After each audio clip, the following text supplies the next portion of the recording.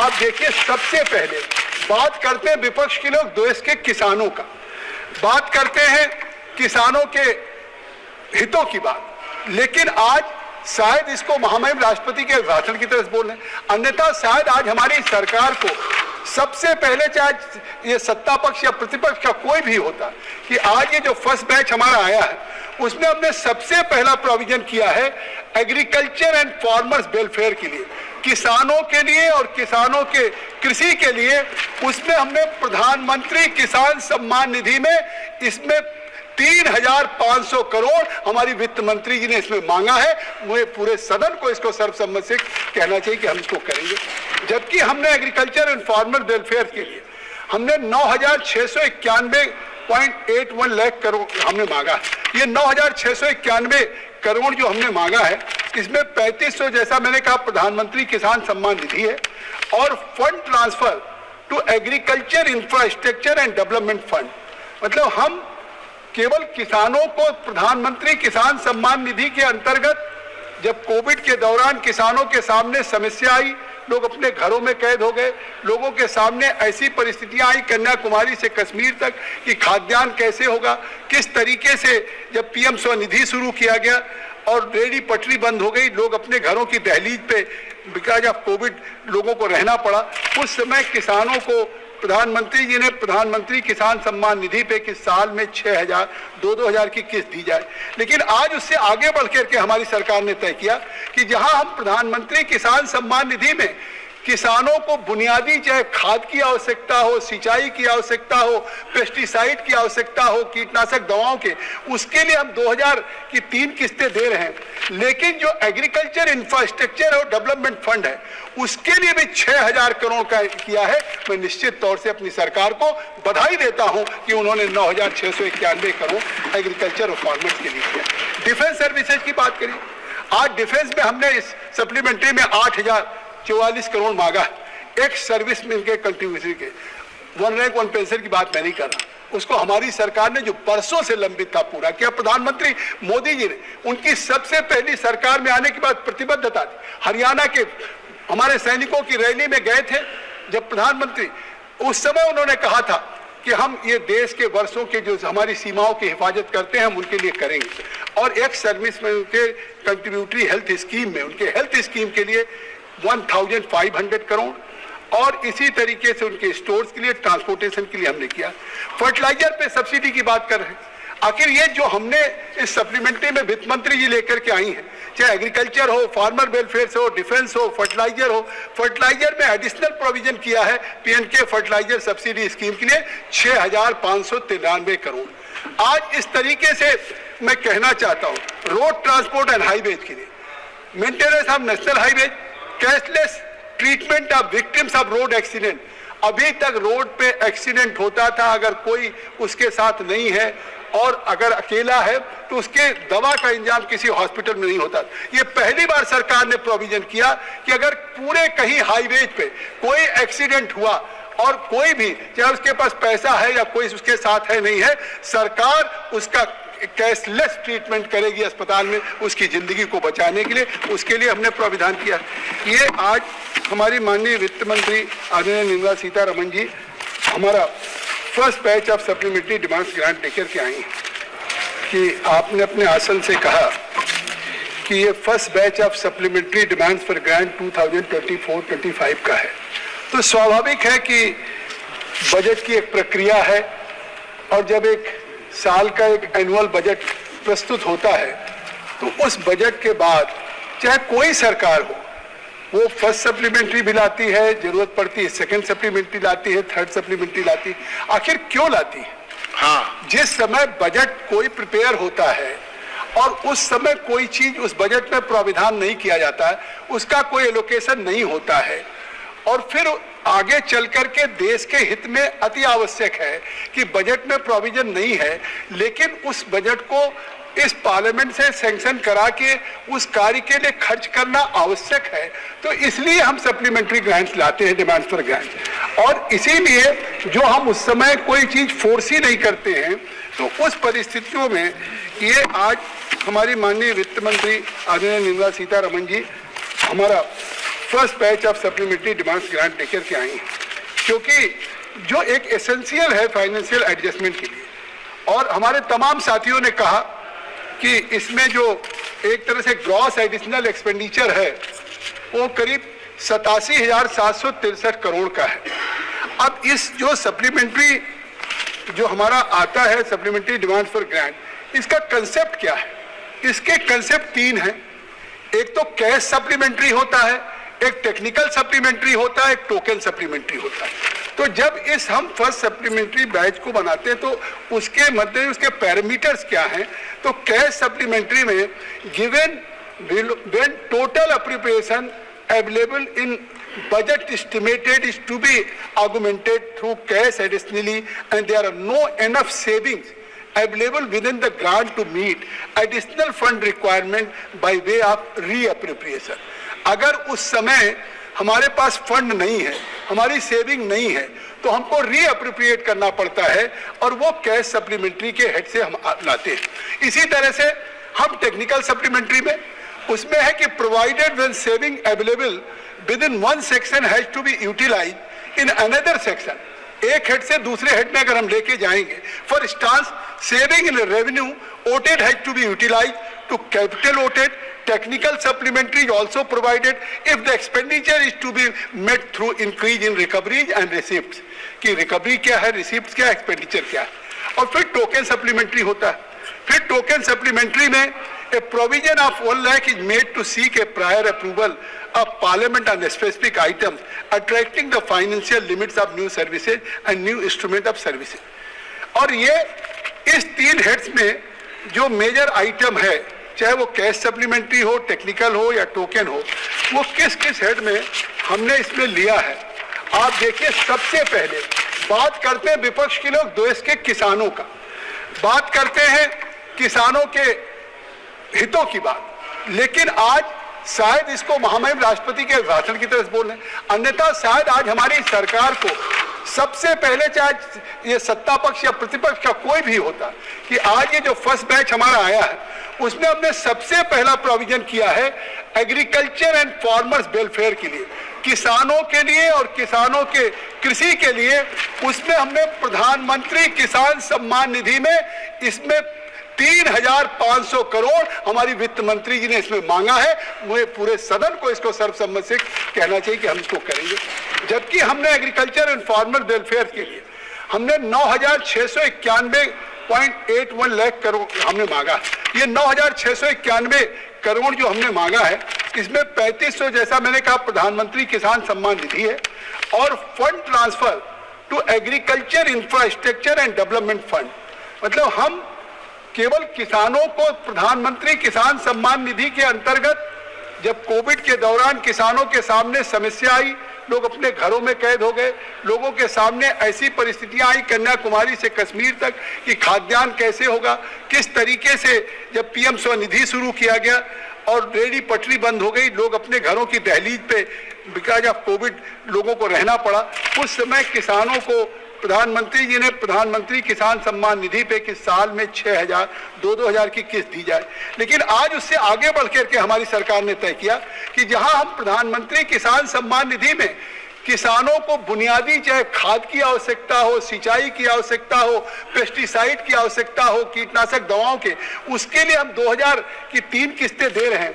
लेकिन जो agriculture infrastructure और डेवलपमेंट फंड है उसके लिए भी 6,000 करोड़ का किया है। मैं निश्चित तौर से अपनी सरकार को बधाई देता हूं कि उन्होंने 9,691 करोड़ एग्रीकल्चर और फार्मर्स के लिए किया। डिफेंस सर्विसेज की बात करिए, आज डिफेंस में हमने इस सप्लीमेंट्री में 8,044 करोड़ मांगा। एक सर्विस में के कंट्रीब्यूशन के 1 रैंक 1 पेंशन की बात मैं नहीं कर रहा, उसको हमारी सरकार ने जो बरसों से लंबित था पूरा किया। प्रधानमंत्री मोदी जी ने उनकी सबसे पहली सरकार में आने के बाद प्रतिबद्धता थी। हरियाणा के हमारे सैनिकों की रैली में गए थे जब प्रधानमंत्री, उस समय उन्होंने कहा था कि हम ये देश के वर्षों के जो हमारी सीमाओं की हिफाजत करते हैं हम उनके लिए करेंगे। और एक सर्विस में उनके कंट्रीब्यूटरी हेल्थ स्कीम में, उनके हेल्थ स्कीम के लिए 1,500 करोड़ और इसी तरीके से उनके स्टोर्स के लिए, ट्रांसपोर्टेशन के लिए हमने किया। फर्टिलाइजर पे सब्सिडी की बात कर रहे हैं। आखिर ये जो हमने इस सप्लीमेंट्री में वित्त मंत्री जी लेकर के आई हैं, चाहे एग्रीकल्चर हो, फार्मर वेलफेयर हो, डिफेंस हो, फर्टिलाइजर हो, फर्टिलाइजर में एडिशनल प्रोविजन किया है पीएनके फर्टिलाइजर सब्सिडी स्कीम के लिए 6,593 करोड़। आज इस तरीके से मैं कहना चाहता हूं, रोड ट्रांसपोर्ट एंड हाईवेज के लिए maintenance of national highways, cashless treatment of victims of road accident. अभी तक रोड पे एक्सीडेंट होता था, अगर कोई उसके साथ नहीं है और अगर अकेला है तो उसके दवा का इंतजाम किसी हॉस्पिटल में नहीं होता। ये पहली बार सरकार ने प्रोविजन किया कि अगर पूरे कहीं हाईवेज पे कोई एक्सीडेंट हुआ और कोई भी, चाहे उसके पास पैसा है या कोई उसके साथ है नहीं है, सरकार उसका कैशलेस ट्रीटमेंट करेगी अस्पताल में उसकी जिंदगी को बचाने के लिए। उसके लिए हमने प्राविधान किया। माननीय, ये हम चाहे सप्लीमेंट्री की बात करें या हम अपने बजट की बात करें, आखिर विपक्ष हो या सत्ता पक्ष हो, हम कहीं तो ईमानदारी से बात करें। अगर आज हम दुनिया के परिप्रेक्ष्य में देखें टैगोर साहब, तो हम दुनिया के परिप्रेक्ष्य में कहां खड़े? आज हम 3 पैरामीटर मानते हैं किसी देश के विकास का। एक तो इन्फ्लेशन रेट क्या है। आज इन्फ्लेशन रेट मतलब होता है कि महंगाई पे, मुद्रास्फीति पे हमने कितना, हमारी सरकार ने नियंत्रण किया। दूसरा, देश का जीडीपी क्या है, विकास ग्रोथ रेट क्या है। तीसरा, एफडीआई इनफ्लोज कि दुनिया से फॉरेन इन्वेस्टमेंट कितना आ रहा है। मैं बताना चाहता हूं कि आज आप आलोचना कर रहे हैं, 2013-14 में इस भारत में जो फॉरेन इन्वेस्टमेंट था 34.58 बिलियन डॉलर था और आज 2024 में 34.58 बिलियन डॉलर से बढ़ के 667.4 बिलियन डॉलर हुआ है। इससे लगता है कि पूरी दुनिया का नजरिया बदला है भारत के लिए। कोविड के बाद जहां पूरी दुनिया का सबसे फेवरेट डेस्टिनेशन चाइना था, जब चाइना से वहां की कंपनियां फॉरेन इन्वेस्टमेंट को, अपने निवेश को उन्होंने निकालना शुरू किया, तो पूरी दुनिया में चाइना के बाद जापान लोग नहीं गए, यूरोपियन यूनियन की कंट्रीज में नहीं गए, अमेरिका नहीं गए। आज हम बड़े फक्र के साथ कह सकते हैं, बधाई दूंगा अपनी सरकार को, दुनिया का सबसे फेवरेट डेस्टिनेशन बनाने का काम एफडीआई में किया है और आज उसी का नतीजा है कि 670.4 हुआ। जीडीपी का ग्रोथ रेट देख लीजिए कि आज हम 8.20 पे हमारा ग्रोथ रेट है। आज हम भारत की ग्रोथ रेट की बात, कम से कम इस बात को आप स्वीकार करिए कि जो सस्टेन्ड इकोनॉमिक ग्रोथ है with an accelerated pace in 2024 reflecting robust policies, innovation and global confidence in India economic framework. पूरी दुनिया का भारत के इंडिया इकोनॉमिक फ्रेमवर्क में उनके यहाँ के, हमारी पॉलिसीज की, हमारे नीतियों के, हमारे इनोवेशंस के, हमारे इनिशिएटिव के और पूरे विश्व का एक कॉन्फिडेंस बना है भारत में। इसलिए आज हमारा ग्रोथ रेट 8.20%। इन्फ्लेशन रेट आप याद करिए कि 2014 में महंगाई क्या थी, डबल डिजिट से कभी कम नहीं हुई।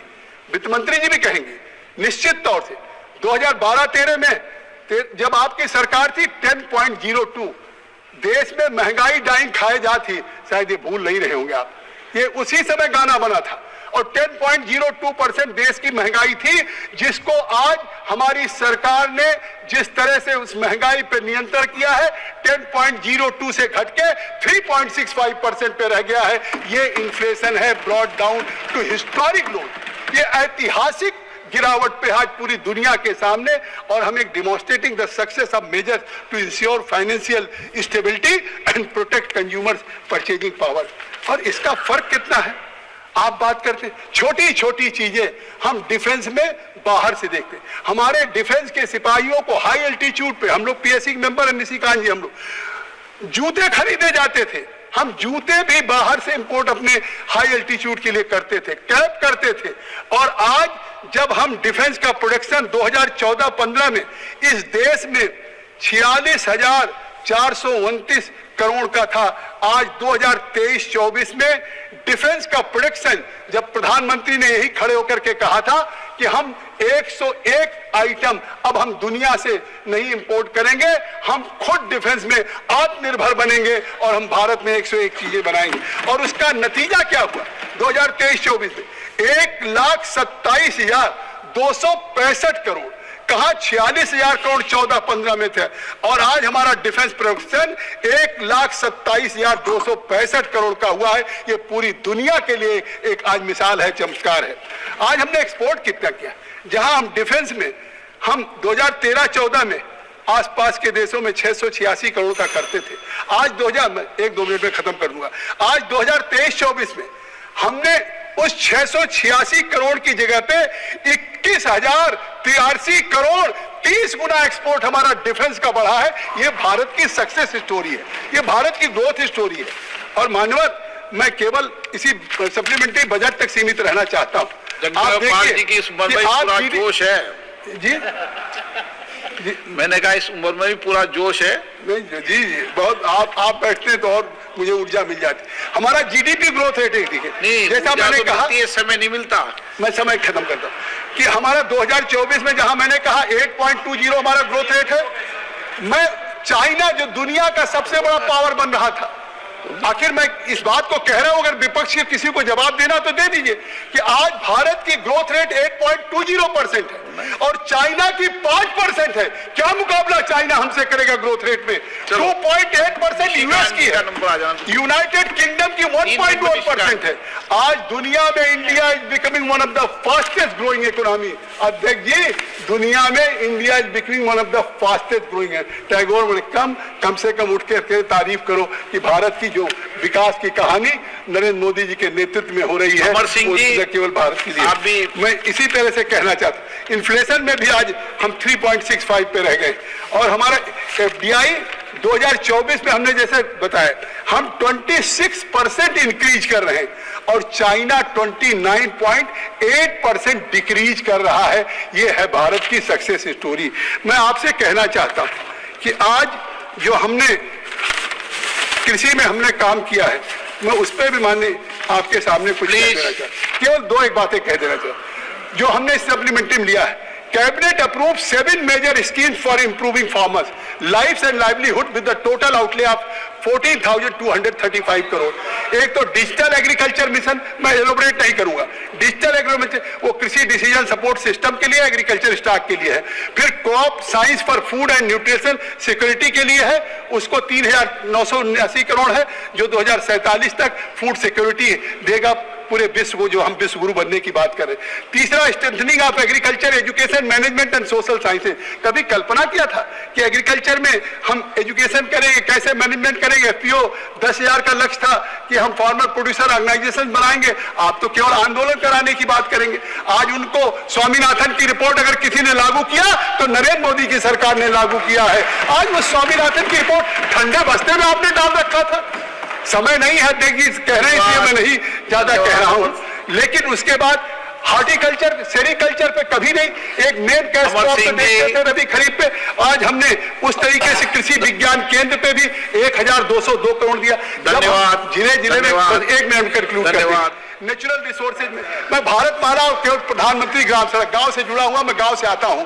प्रधानमंत्री ग्राम सड़क योजना में आज 7,65,601 किलोमीटर हमारी सरकार ने गांव की कनेक्टिविटी को जोड़ने का काम किया।